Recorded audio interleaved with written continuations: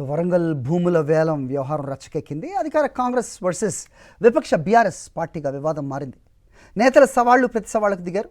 ప్లాట్లు వేలం వేసే విషయంలో అవినీతి జరిగిందంటూ బీఆర్ఎస్ ఆరోపించింది. 50 కోట్ల రూపాయల అవినీతి జరిగిందంటూ గులాబీ నేతలు విమర్శలు గుప్పించారు. ఇది అబద్ధమైతే భద్రకాళి అమ్మవారి దేవాలయంలో ప్రమాణం చేసేందుకు రావాలని కూడా మాజీ చైర్మన్ మరి యాదవరెడ్డి సవాల్ విసిరారు. తడి బట్టలతో అమ్మవారి ముందు ప్రమాణం చేయాలని సవాల్ విసిరారు.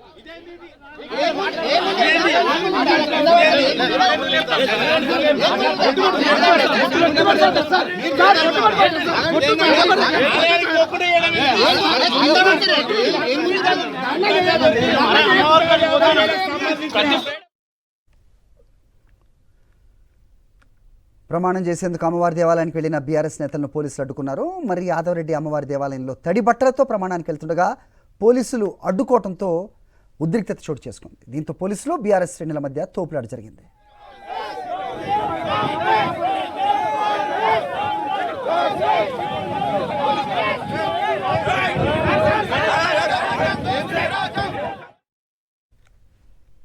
మరోవైపు కూడా ప్లాట్ల వేలం పాటలో అవినీతి జరిగిందన్న ఆరోపణలను కాంగ్రెస్ ఖండించింది.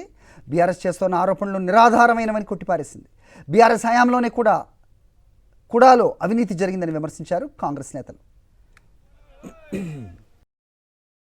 మరిన్ని అప్డేట్స్ కోసం ఛానల్ ను సబ్స్క్రైబ్ చేయండి. నోటిఫికేషన్స్ కోసం బెల్ ఐకాన్ పై క్లిక్ చేయండి.